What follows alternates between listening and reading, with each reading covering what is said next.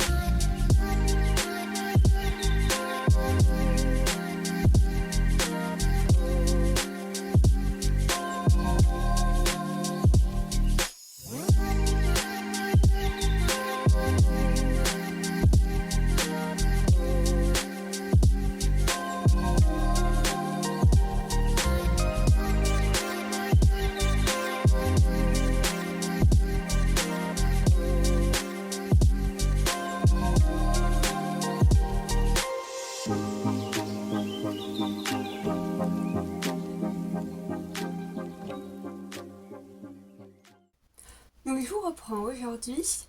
On est 2 jours après ce que vous venez de voir, parce que j'ai continué à coudre un peu pour ma salopette, mais c'était pas très intéressant, c'était sur piqûre et ça prenait beaucoup de temps. Et donc la salopette, j'ai cousu, il y a plein de fils de partout. J'ai cousu le haut avec la ceinture et j'ai fait la surpiqûre en haut ici. Il faut que je passe au fer à repasser pour faire le petit tourlet pour pouvoir bien plaquer au niveau du bas. Ça c'est l'intérieur.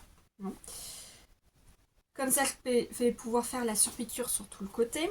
Et il me faut un petit coup de fer à repasser un peu général sur toutes les pièces. Comme ça. Ici, j'ai fait les surpiqûres sur la bavette devant. Donc au final, ça rend bien. Je ne sais pas si vous voyez. Ça rend bien. Bon, j'ai du progrès à faire sur les surpiqûres. À un moment, je suis allée un peu trop vite et là, ça se voit pas. Mais je suis allée un peu trop vite. J'ai pris un peu trop la confiance et... Ah, c'est là. C'est là. Là, je sais pas si vous voyez. C'est pas très droit, mais c'est pas grave, hein, je m'entraîne. Donc j'ai fait ça. J'ai eu un peu marre de la couture, alors je passe à un autre projet qu'il faut que je finisse. Donc c'est du punch-needle. Donc c'est pour faire un petit coussin en forme de fleur, comme vous pouvez le voir. Mais plusieurs problèmes, c'est que j'aime pas ce côté-là, hein.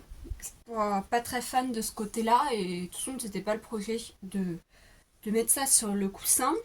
Ce serait de mettre là. Mais j'ai plein de petites boucles très disparses sur tout le coussin et j'aimerais bien en fait couper ces boucles pour faire des petits poils, un peu tout doux et pour que ça ait l'air plus sympa. Mais je ne sais pas comment la laine... De 1, je ne sais pas comment la laine va réagir. Et de 2, je ne sais pas si en coupant ça, ici, ça va s'enlever. Donc, j'ai fait un petit test avec un carré, le même tissu, la même laine, en essayant de faire des boucles assez grandes, même si là, je me rends compte qu'elles sont toutes petites. Donc, il me reste... Maintenant, il faut que je colle au niveau d'ici. Je vais mettre de la colle à de loisirs créatifs. Il me semble que j'ai encore de la colle pour de la laine, je ne sais pas. On verra. Donc il faut que je colle, que je découpe un peu tout autour et que surtout je coupe les petites boucles. Donc on va faire ça.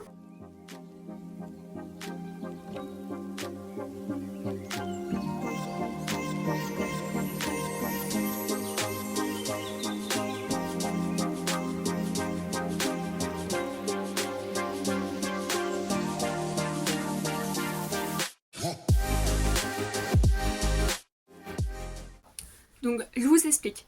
Ça c'est un petit outil pour faire les ourlets des pantalons qui est venu avec mon mannequin. Je vais plutôt l'utiliser ici pour regarder si le bas est à la bonne hauteur de partout. Parce que je me suis rendu compte en voulant faire mon ourlet que là c'est trop petit. Donc c'est parti.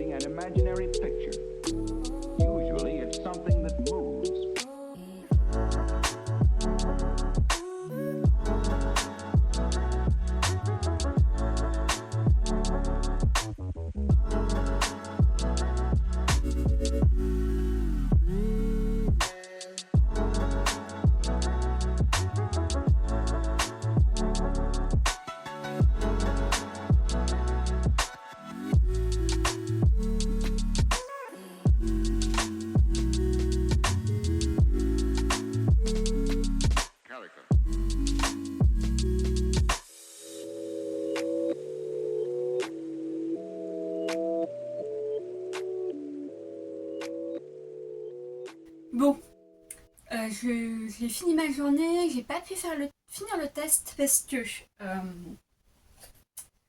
la colle, j'en ai peut-être mis un peu trop et c'est encore un peu humide. Donc j'attends demain pour qu'elle sèche bien et je couperai les boucles demain. En attendant que ça sèche, j'ai continué à faire mon manteau. Donc mon manteau bicolore, très particulier mais que j'adore de plus en plus. Alors en fait, je sais pas si je l'ai dit déjà, mais c'est une toile pour un manteau en laine que je veux faire. C'était pour l'hiver, mais évidemment, j'ai fait ça un peu trop tard. Alors je suis venue faire l'ourlet en bac. J'ai fait hors caméra l'ourlet des manches. Et j'ai aussi fait une surpiqûre sur toute la parmenture. En fait, quand j'ai fait mon ourlet, j'ai fait toute la surpiqûre tout le long sur la capuche et sur la parmenture. Comme ça va plaquer la parmenture correctement sur mon manteau. Et sur ça, il me reste... Le deuxième truc qui me manque à faire, c'est poser ceci. Des boutons de pression à coudre à la main. Ceux-là, ils sont un peu petits. Je pense qu'il aurait fallu des plus grands, mais franchement, c'est une toile qui est faite avec des rideaux. Donc, épicolore, je ne vais pas le porter non plus tout le temps. Et je pense que je ne le porterai pas non plus attaché devant tout le temps. Donc, ça ira très bien. On se retrouve du coup demain pour la suite et la fin de ce vlog.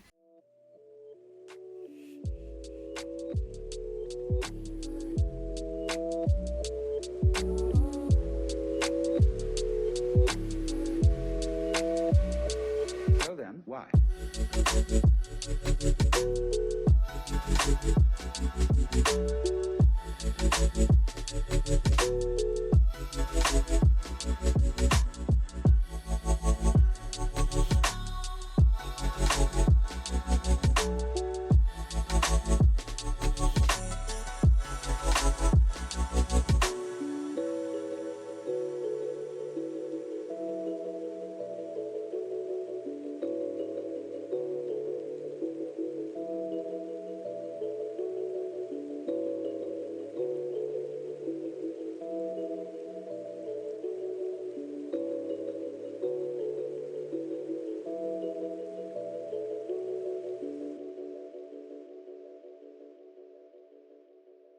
Je voulais vous faire un petit bilan de ce que j'avais fait du coup sur la semaine, sur ce que vous avez vu dans cette vidéo.